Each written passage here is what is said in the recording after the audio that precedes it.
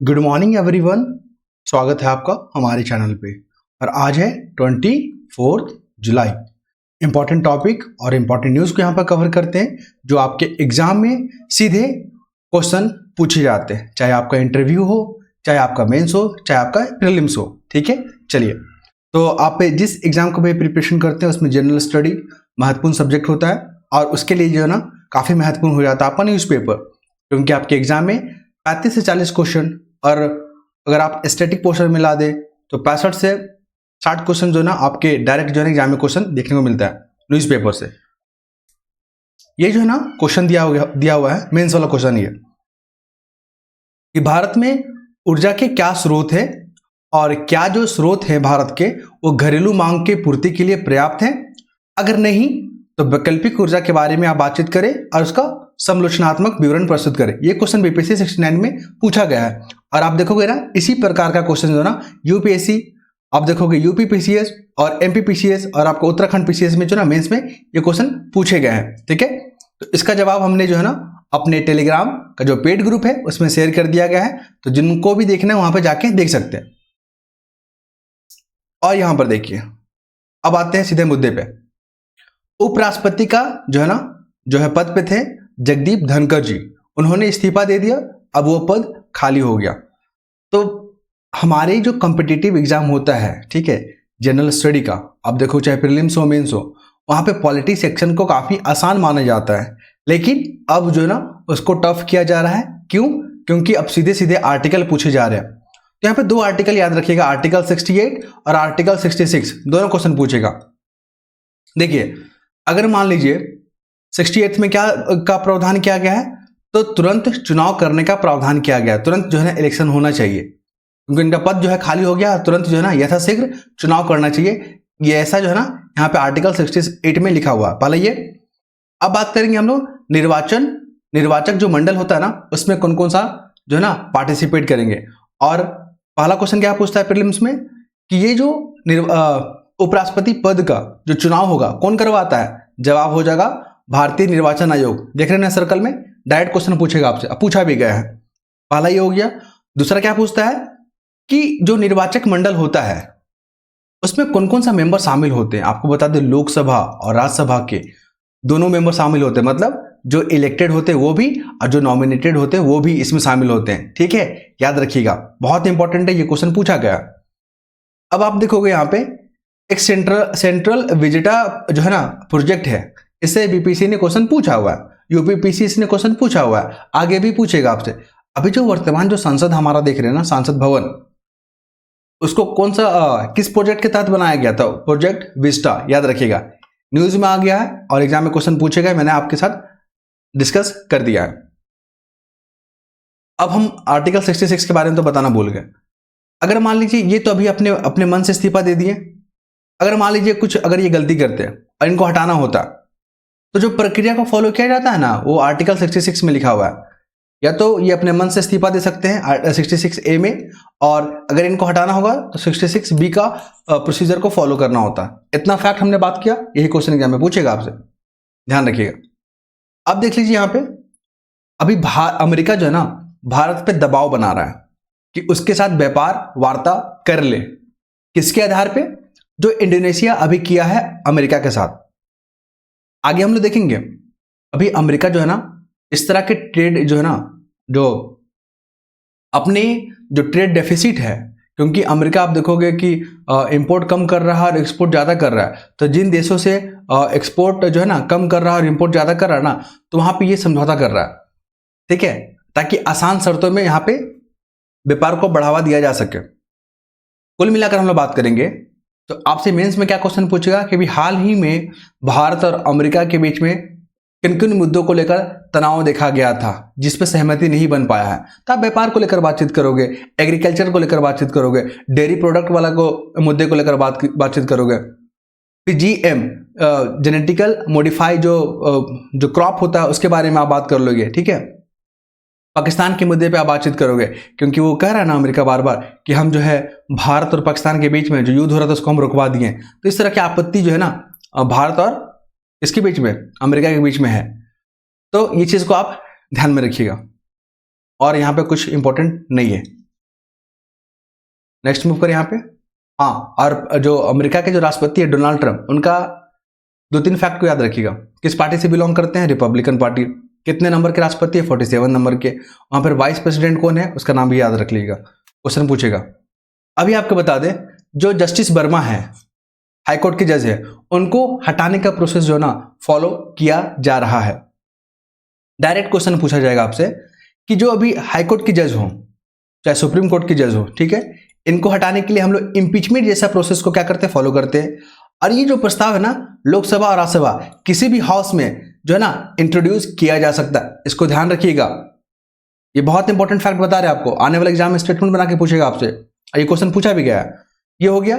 दूसरा अगर बात करें, जो इम्पीचमेंट जो शब्द है, महाभियोग, हमारे संविधान के आर्टिकल 61 में मेंशन है। ये वर्ड जो है ना सिर्फ और सिर्फ राष्ट्रपति के लिए यूज किया गया है, लेकिन हम लोग हाईकोर्ट के जज, सुप्रीम कोर्ट के जज को हटाना हो, या कैग को मेंबर को हटाना हो, चाहे इलेक्शन कमीशन के मेंबर को हटाना हो, तब हम लोग ऐसा जो है ना प्रोसीजर को फॉलो करते हैं। लेकिन जो शब्द है ना सिर्फ और सिर्फ राष्ट्रपति जी के लिए यूज होता है, ध्यान रखिएगा।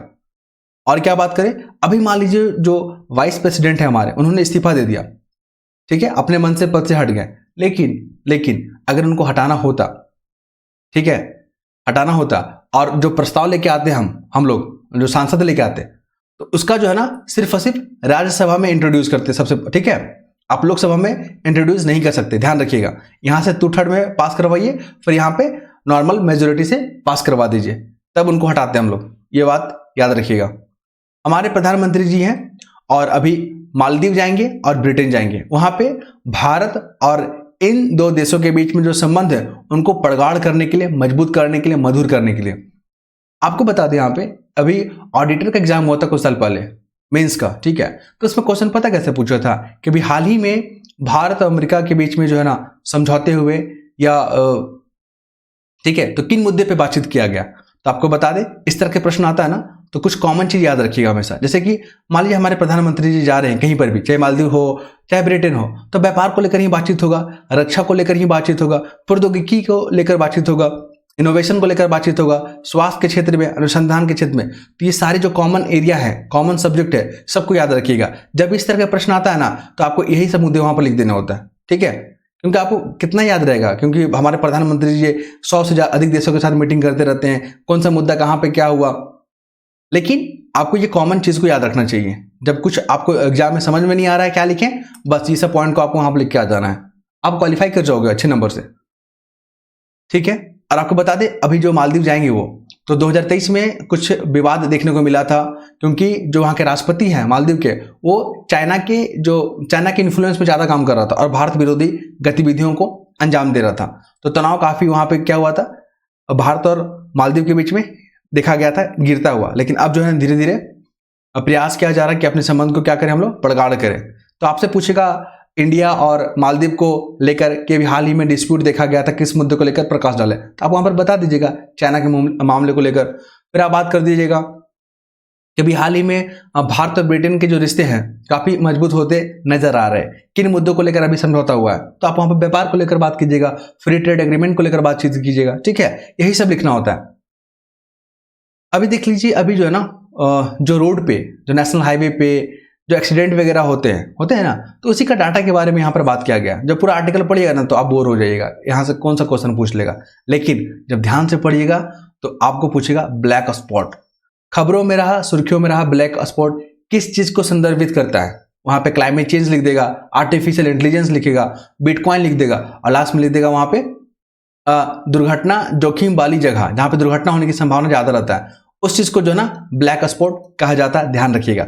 अभी जो है ना एक ब्लैक बॉक्स भी जो है ना यहाँ पे काफी चर्चा में चल रहा है, ब्लैक बॉक्स, जो अभी अहमदाबाद में जो हवाई जहाज गिरा, जो दुर्घटना हुआ, वहां पे जो जहाज का जितना भी इंटरनल एक्टिविटी होता है, कॉकपिट का या जहां पे पैसेंजर बैठते हैं वहां का, सारे रिकॉर्ड होता है ब्लैक बॉक्स में। उसका कलर पता कैसा होता है, ऑरेंज। ये भी क्वेश्चन एग्जाम में पूछा गया, ये ध्यान रखिएगा।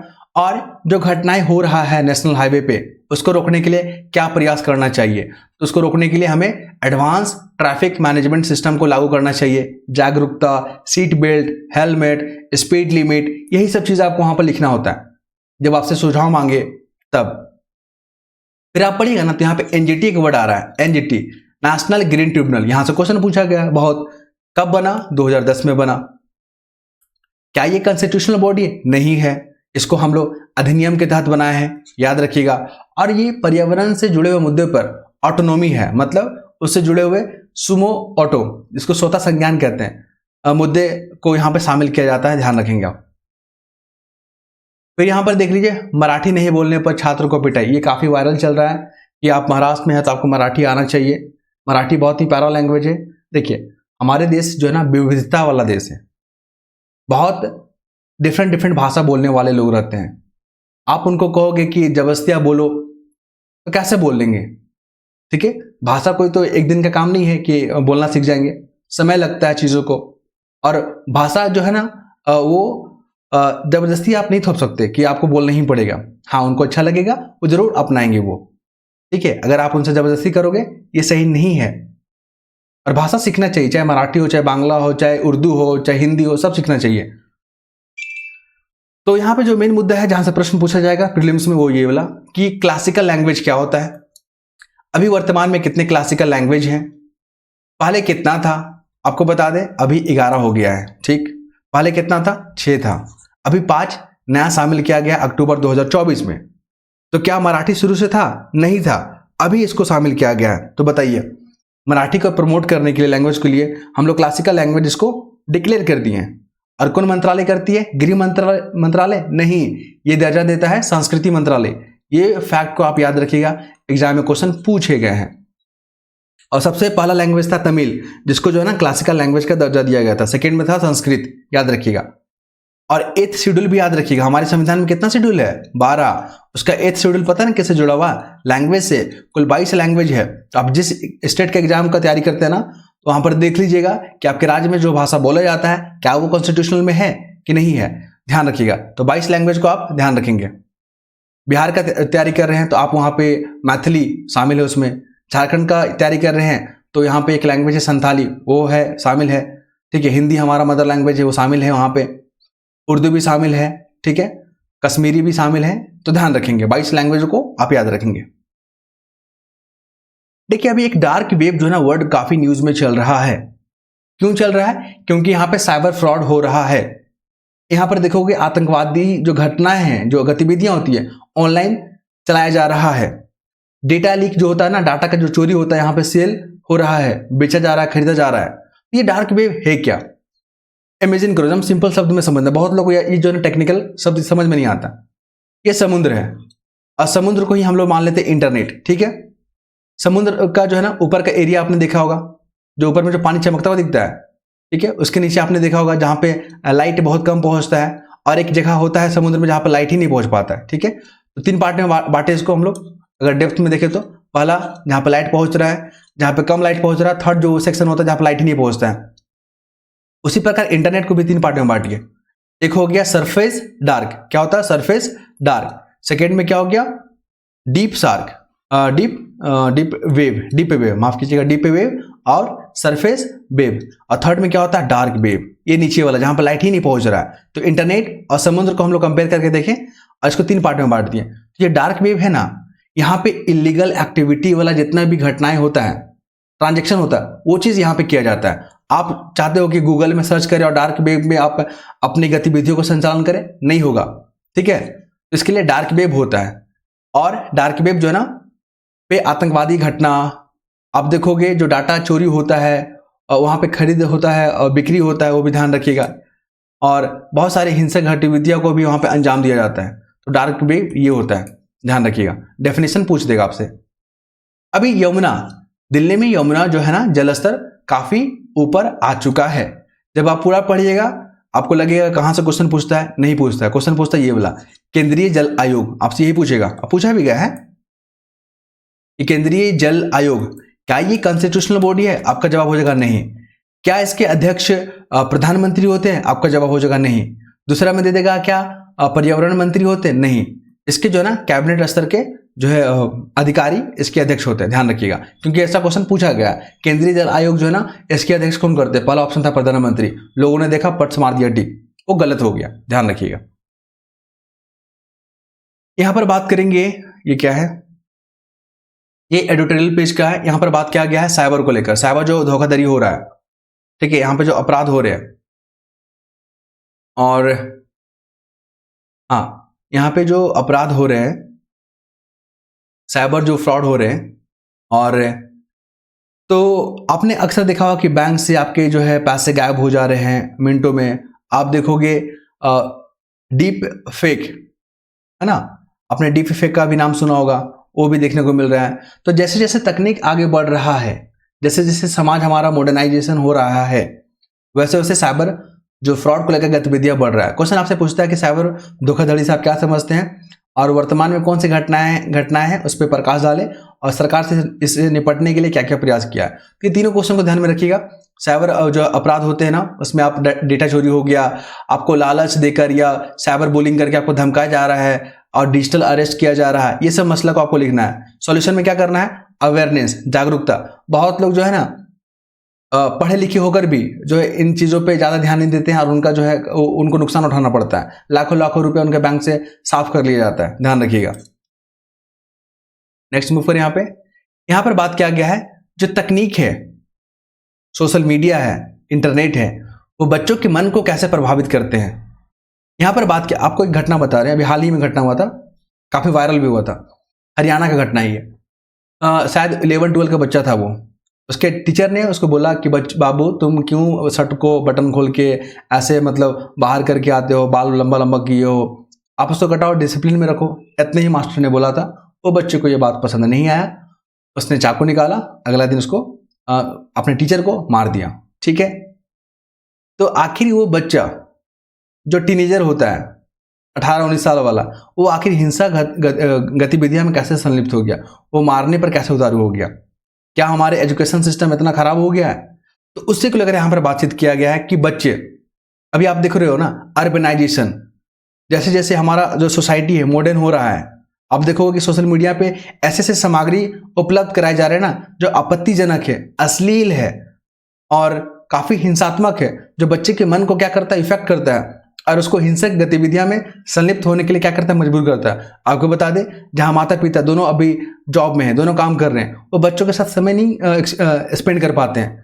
बच्चे को अकेलापन होता है, बच्चों को इमोशनली सपोर्ट नहीं मिल पाता है, बच्चे को लगता है कि हमारे लिए कोई नहीं है, मेरे लिए किसी के पास समय नहीं है। ऐसे ऐसे मन में जो है ना चीज उत्पन्न होने लगता है। फिर वो क्या करता है, तब वो जाता है बाहरी दुनिया में, वो जाता है ऐसे ऐसे संपर्क करने लगेगा ना लोगों से, मतलब ऐसे ऐसे सर्कल में रहने लगता है ना जहाँ पे हिंसा गतिविधियां, नशा, लत, ये सब से जूझने लगता है। और हमारा एजुकेशन सिस्टम भी ऐसा ही है कि जहाँ पे आप अधिक नंबर लाओगे तो आप सफल हो, कम नंबर लाओगे तो आप विफल हो गए, आप कुछ काम के लायक ही नहीं हो। हमारा एजुकेशन सिस्टम भी, हमारा समाज भी ऐसा ही है। ठीक है, जो अच्छे नंबर लेके आएगा तो उसको प्रमोट करेगा कि हाँ आपका बच्चा बहुत अच्छा पढ़ने में है। जो फेल कर गया, जिसकी रुचि कुछ और है करने का, जिसके अंदर क्रिएटिविटी भरा हुआ है, उसको क्या करेगा, सपोर्ट ही नहीं करेगा। तो हमारे सामाजिक संरचना भी जो है ना बच्चे के मन को क्या करता है, प्रभावित करता है। ये आर्टिकल पढ़िएगा, बहुत इंपॉर्टेंट है। सोशल मीडिया में आप देख रहे हो ना, बच्चे ऐसे फूहर वीडियो बना रहे हैं, बल्गर वीडियो बना रहे हैं, गाली गलौज कर रहे हैं, रील बना रहे हैं, ये सब नहीं होना चाहिए। नेक्स्ट मूव करें। यहाँ पे अभी आप देखोगे लोग नकली जो है ना फर्जी डॉक्यूमेंट बनाते थे, फर्जी आधार कार्ड बनाते थे, समझ में आता था, चलो आसान है बना लेते हैं। अब एम्बेसी का एम्बेसी समझ रहे ना, वो दूतावास, जैसे भारत के भी एम्बेसी अमेरिका में है, अमेरिका का भी एम्बेसी भारत में है, जहाँ पे हमारे एम्बेसडर लोग जो वहाँ पर रहते हैं और संबंधों को लेकर अगर मान लीजिए कुछ ऐसे घटनाएं हो गया अमेरिका में, तो वो सूचना हमारे एम्बेसी को पहले मिलता है। जो हम लोग बाहर जाते हैं फॉरेन में काम करने के लिए, पढ़ने के लिए, तो हमारा जो घर होता है ना सबसे पहला वो एम्बेसी ही होता है। कुछ भी प्रॉब्लम होगा हम लोग एम्बेसी में जाके अपनी बात रखेंगे। ठीक है, तो अभी न्यूज में आ गया ना, उत्तर प्रदेश में एक फर्जी एम्बेसी खोल के चला रहा था। उसका नाम क्या है, उसका नाम है कुछ जैन करके नाम था, नाम इंपॉर्टेंट नहीं है। तो फर्जी यहाँ पे एम्बेसी चला रहा था और अपने आप को बता रहा था कि हम जो है ना आर्किटिक का एम्बेसडर है। ठीक है, आर्किटिक का, और 2-3 देश का नाम बताया ना जो देश एग्जिस्ट करता ही नहीं है। क्या तो नाम बताया था, लोनोडिया करके कुछ नाम लिखा था, ऐसा ऐसा देश का नाम बताया। देखिए, लोडोनिया, पुलविया, सोबार्गो, ऐसा कंट्री है नहीं है। लेकिन आखिर वो इस तरह की जो कारनामा जो कर रहा था, क्या पुलिस वहां पर नहीं थी, जांच एजेंसियां नहीं थी, वो कैसे सरवाइव कर रहा था वहां पे? कैसे एम्बेसी चला रहा था, और 5-6 गाड़ी भी खरीद के रखा हुआ था, डुप्लीकेट नंबर, जो नकली नंबर होता है ना डिप्लोमेट वाला, वो सब नंबर लगा के रखा हुआ था। लोगों को शक हुआ तो ये यहाँ पे जो हमारे जो विदेश मंत्रालय वहाँ पे इन्फॉर्मेशन गया, फिर वो स्पेशल टास्क टीम को भेजा कि जाओ तो जांच करो तो सच में एम्बेसी है कि ऐसे ही बस फर्जीवाड़ा है। जब सच्चाई जांच हुआ, सच्चाई सामने खुलकर आया, वो दलाल है, ठीक है। और वो क्या करता है, बाहर विदेशों में नौकरी दिलवाने के नाम पे लोगों से रकम वसूलता है, मोटी मोटी रकम, और उसी से उसका घर और चल रहा था। तो बताइए, एक अकेला आदमी जो बीबीए किया हुआ था, बैचलर ऑफ बिजनेस एडमिनिस्ट्रेशन, और अमेरिका में जाके एमबीए कर लिया, वो किस तरह का फ्रॉड काम कर रहा है, समझ रहे ना। तो इससे हमारे नेशनल जो थ्रेट है, हमारी जो नेशनल सिक्योरिटी, उसको नुकसान पहुंचेगा, ठीक है। पता नहीं और भी कितने कितने वो लेन देन को काफी बढ़ावा दे रहा है।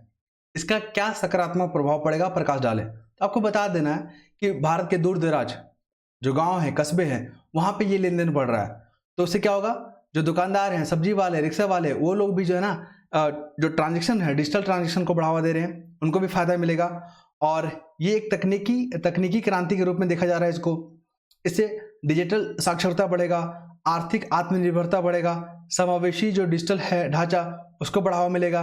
लोग जो है ना, औपचारिक अर्थव्यवस्था का क्या बनेंगे, हिस्सा बन पाएंगे, और लोगों का जो क्रेडिट स्कोर है वो बढ़ेगा, वो अच्छा होगा। तो बस ये सकारात्मक पॉइंट को ध्यान रखिएगा। आप देख लो यहाँ पे, ये क्या है, ईडी को लेकर, इन्फोर्समेंट डायरेक्टरेट, ये किस मंत्रालय के तहत करती है काम, वित्त मंत्रालय। ये क्वेश्चन पूछा गया है, ठीक है। और आपको बता दें, इसकी जो कार्य प्रणाली है उस पर काफी प्रश्न लग रहे हैं, भ्रष्टाचार को लेकर। इसमें ऐसा आरोप लग रहा है कि ये जो है ना, केंद्र के इशारे पे काम कर रही है। जो केंद्र सरकार पक्ष में है, उनके अधिकारियों या उनके लोगों के साथ नरमी से पेश आती है, और विपक्ष के वालों के साथ जो है ना, सख्ती से पेश आती है, ठीक है। इनकी कार्य प्रणाली पे भी प्रश्न लग रहा है, और इसका जो है ना मिसयूज हो रहा है। ईडी जो है अपने पावर का मिसयूज कर रही है, लोगों को डराने का काम कर रही है, जो लोकतंत्र के लिए सही नहीं है। ऐसे जो है आरोप लग रहे हैं विपक्ष की तरफ से। आपसे यही क्वेश्चन पूछेगा कि ईडी की जो है कार्य प्रणाली क्या है, और इस पे जो काफी प्रश्न उठाए जा रहे हैं, और ये इसकी आलोचना किया जा रहा है। इसके पीछे क्या कारण है, प्रकाश डाले, बता देना आपको। चीन को लेकर देखिए, चीन जो है ना, ब्रह्मपुत्र नदी पे डैम बना रहा है, तो इसलिए बना रहा है ना, वो पानी को कंट्रोल कर सके, पानी का यूज है ना हथियार के रूप में कर सके। हम लोग पहले भी देख चुके थे, थोड़ा सा देख लेते हैं। तो ऐसे में भारत को क्या करना चाहिए, क्या खाली प्रतिक्रिया करने से काम चल जाएगा, नहीं चलेगा। भारत को क्या उपाय करने चाहिए, तो भारत को जो अपनी जल संप्रभुता जो सुरक्षा नीति है उसको मजबूत करना होगा। यहाँ पे सैटेलाइट का यूज करना होगा, और सारा डेटा को इकट्ठा कर हम लोग जो है यहाँ पे चाइना को ऐसा ना करने के लिए मजबूर कर सकते हैं, ठीक है। साथ ही नदी साझाकरण जो आचार संहिता है उस पर काम करना होगा हमें, क्योंकि पानी को कंट्रोल करेगा तो भारत की जो बायोडाइवर्सिटी है, भारत की जो एग्रीकल्चर है, उसको नुकसान पहुंच सकता है। मोबाइल की लत, आप देख रहे हो ना, तकनीक खराब चीज नहीं है, इंटरनेट खराब चीज नहीं है, मोबाइल खराब चीज नहीं है, लेकिन उसका मिसयूज करना वो खराब चीज है। यहाँ पर बात किया गया है बच्चों के जीवन पर। मोबाइल बहुत ही खराब या नेगेटिव रूप से ना इफेक्ट कर रहा है। आप देखोगे बच्चे खाना खाने के लिए, खेलने के लिए, सब जो है ना ऑनलाइन ही यूज कर रहे हैं, मोबाइल का लत लग गया उनको। तो ऐसे में क्या करना चाहिए, क्योंकि इसका इफेक्ट जो है ना स्वास्थ्य पे पड़ता है। बच्चे का नींद नहीं अच्छे से आ पाता है, और वो चिड़चिड़ा हो जाता है, बच्चे के पढ़ाई लिखाई भी प्रभावित होता है, फिर माता पिता भी यहाँ पे डिस्टर्बेंस हो जाते हैं। तो बहुत सारे इसके नुकसान है। तो यहाँ पे ऐसा सामग्री या गैर जरूरी जो सामग्री है उसको कंट्रोल कर सकता है उसका जो गार्जियन होते हैं, उसके जो माता पिता होते हैं, ध्यान रखिएगा। फिर यहाँ पे आरएसएस के जो प्रमुख है मोहन भागवत, क्वेश्चन पूछा गया कि आरएसएस का स्थापना कब हुआ था, 1925 में, ये हो गया। अभी यहाँ पे बात किया गया एआई को लेकर, क्वेश्चन पूछा जाएगा मेंस में कि एआई, आर्टिफिशियल इंटेलिजेंस, इसको दो धारी तलवार कहा जा रहा है, इसके संदर्भ में टिप्पणी करें। तो यहाँ पर आपको बताना एआई के क्या फायदे हैं और क्या नुकसान है। फायदा में आपको क्या बताना है कि एआई जो है ना नया रोजगार लेकर आएगा, ठीक है। रोजगार की जो प्रवृत्ति इसको चेंज करेगा, लोगों के काम को आसान करेगा। आप देखोगे डाटा इकट्ठा करने में, ठीक है, पॉलिसी बनाने में बहुत इसका यूज होगा एआई का। लेकिन इसका नुकसान क्या है, डीप फेक, आप देखोगे digital arrest, misuse, fake news को वायरल करना, ये सब जो है ना आएगा नेगेटिव पक्ष में। साथ ही रोजगार को लेकर भी यहाँ पे बहुत बड़ी चिंता है कि लोगों का रोजगार खा जाएगा एआई। आपको बता दें, प्रधानमंत्री जी भी ने कहा है कि जो नए तकनीक आता है ना, चाहे एआई हो या कंप्यूटर क्या बोलते हैं, एआई हो गया, फिर आपका इंटरनेट ऑफ थिंग हो गया, बहुत सारी उभरती जो टेक्नोलॉजी है वो आपकी जॉब नहीं खाएगा बल्कि नए जॉब को सृजन करेगा। तो इसके लिए हमें क्या करना होगा, हमें स्किल होना होगा, हमें फंड जनरेट करने होंगे, हमें सीखना होगा, ठीक है। अगर आप सीखोगे नहीं तो काम कैसे मिलेगा। और बस यही जो है मेन मुद्दा था, उसी पे बातचीत किया गया है। नेक्स्ट मूव करें यहाँ पे अवैध दूतावास। तो आपको बताया था ना कि वो दलाल निकला और विदेशों में काम दिलाने के नाम पे बहुत ज़्यादा पैसा वसूलता था। तो हमारे नेशनल सिक्योरिटी के लिए काफ़ी थ्रेट है और पता नहीं इस तरह के कितने एम्बेसी भारत में जो है संचालित हो रहा होगा। तो सरकार को चाहिए यहाँ पे जांच करवाना और जो भी दोषी है उसको जो है कानून के तहत लाके सजा दिलवाना, ठीक है। उपराष्ट्रपति चुनाव, तो देखिए निर्वाचन मंडल जो होगा ना उसमें आपके लोकसभा और राज्यसभा दोनों के इलेक्टेड और नॉमिनेटेड मेंबर शामिल होंगे। इसमें विधानसभा वाला मेंबर शामिल नहीं होगा, ठीक है, लेकिन राष्ट्रपति वाला में होता है। और ये हो गया। और इसमें नागरिकता, मतलब आपको बनना है उपराष्ट्रपति तो क्या क्या होना चाहिए, 35 साल होना चाहिए, नागरिक होना चाहिए भारत का। फिर हम लोग बात करेंगे यहाँ पे बात करेंगे लाभ की पद पर नहीं होना चाहिए, प्रॉफिट ऑफ ऑफिस। और क्या, हाँ, राज्यसभा के मेंबर बनने के आपके अंदर क्षमता होना चाहिए। तो ये है योग्यता, क्वेश्चन पूछा गया है। देखिए कुछ एशियाई देशों को राहत, भारत पे दबाव बना रहा है, ठीक है, अमेरिका कि आप जो ना समझौता कर लो हमसे। भारत नहीं करेगा, क्योंकि भारत जो है ना अपनी शर्तों पे काम करेगा, अपने हित को ध्यान में रखेगा। अमेरिका चाहता है कि उसका हित को पूरा हो, नहीं हो पाएगा, पॉसिबल नहीं है, ठीक है। और चाइना का डोमिनेंट है, आपको पता, दुर्लभ खनिजों पे, ये भी याद रखिए, क्वेश्चन पूछा गया है। यहां से आपको बता दें एडीबी एशियन डेवलपमेंट बैंक ने भारत का जो वृद्धि रेट है 6.5 कर दिया, पहले 6.7 था। आपको बता दें आईएमएफ ने भी और वर्ल्ड बैंक ने भी भारत की जो ग्रोथ रेट है 2025-26 का 6.2 और 6.3 बताया है। इस डाटा को भी याद रखिए, क्वेश्चन पूछा जाएगा। क्योंकि अभी आप देखोगे ना टैरिफ को लेकर, जो अमेरिकी नीतियां हैं उसको लेकर और अनिश्चितता को लेकर पूरा जो व्यापार है, विश्व व्यापार, उसको नुकसान पहुंच रहा है। तो भारत भी जो है ना इससे अछूता नहीं रह सकता है, ध्यान रखिएगा। जीडीपी का मतलब क्या होता है याद रखिएगा, जैसे भारत का जीडीपी, ये भारत का मैप है, ठीक। तो इसकी टेरिटरी के अंदर जितना भी प्रोडक्शन हो रहा है, चाहे नागरिक कर रहे हो चाहे अदर लोग कर रहे हो, सारे को आप मार्केट वैल्यू पे ऐड करोगे ना, उसी को जीडीपी बोलते हैं। ये देखिए अभी अमेरिका और इंडोनेशिया के बीच में समझौता हुआ व्यापार को लेकर, तो अमेरिका भारत को बोल रहा है ना कि आप भी इंडोनेशिया की जैसा ही व्यापार समझौता करें हमसे। भारत ने कहा कि नहीं करेंगे, ठीक है, भारत अपनी शर्तों पे करेगा। क्योंकि यहां पे बताया गया कि इंडोनेशिया जो समझौता क्या है ना, बहुत कुछ जितना पाया नहीं है उतना खो दिया। ये कैसे कि जो अभी आप देखोगे यहां पे, ये देखिए कि यहां पे खो दिया, तो क्या खो दिया है, जो अमेरिकी वस्तु है उस पर 99% शुल्क पहले लगाता था, उसको हटा दिया, नुकसान हो गया। यहाँ पे 22.7 अरब डॉलर का जो ना व्यापार करने के लिए, मतलब आप खरीदने के लिए उसको विवश कर दिया। और जो खाद्य सुरक्षा डिजिटल क्षेत्र को लेकर जो नियम था उसको ढील कर दिया। तो क्या भारत ऐसा करेगा? बिल्कुल नहीं करेगा, क्योंकि भारत पे दबाव बना रहा है कि आप जीएम फूड को आप परमिशन दे दो, आप टैरिफ को कम कर दो, ठीक है, आप एग्रीकल्चर जो है सेक्टर हमारे लिए खोल दो। नहीं वो खुलेगा, भारत अब वो भारत नहीं है। यहाँ पर देख लीजिए हमारे आरएसएस के जो प्रमुख है मोहन भागवत, वो जो है ना मुस्लिम जो धर्मगुरु हैं और जो बुद्धिजीवी हैं उनके साथ बातचीत कर रहे हैं। देखिए बातचीत करना ही पड़ेगा, क्योंकि हमारे देश में विभिन्न धर्मों के लोग रहते हैं और विभिन्न भाषा बोलने वाले लोग हैं, और हमारी जो विविधता है ना उसी में हमारी क्या है, एकता है। अगर हम लोग आपस में लड़ेंगे ना तो हमारा देश आगे नहीं बढ़ पाएगा, बहुत चैलेंजेस हो जाएगा। और भारत का लक्ष्य क्या है कि 2047 तक हमें आगे बढ़ना है, तो हमें शांति माहौल बना के रखना होगा, ठीक है। बहुत कुछ है ना सोसाइटी में ऐसे लोग जो ऐसे ऐसे सामग्री बना के डालेंगे जो आपके और हमको लड़ा सकते हैं, ठीक है, हमारे मन को प्रभावित कर सकते हैं। तो प्लीज इसको इग्नोर करना, हमें इस तरह की बातें यहाँ पे चला जाएगा। लेकिन इन्होंने कहा कि जब मुस्लिम जो धर्मगुरु है उनसे पूछा गया कि किस मुद्दे पे बातचीत चलेगा, तो उन्होंने कहा कि अभी मुद्दा डिसाइड नहीं हुआ है, लेकिन हाँ सौहार्द को लेकर बातचीत होगा, मुझे भी पता है। तो ये सब चीज होना चाहिए समाज में, ठीक है। और भारत पता ना सभी धर्मों का सम्मान करता है, और लेकिन ये चीज जो है ना कुछ लोगों को पसंद नहीं आता, चाहे विदेश में हो चाहे, ठीक है, कि भारत इतना विविधता होने के बावजूद भी शांति से कैसे रह रहा है।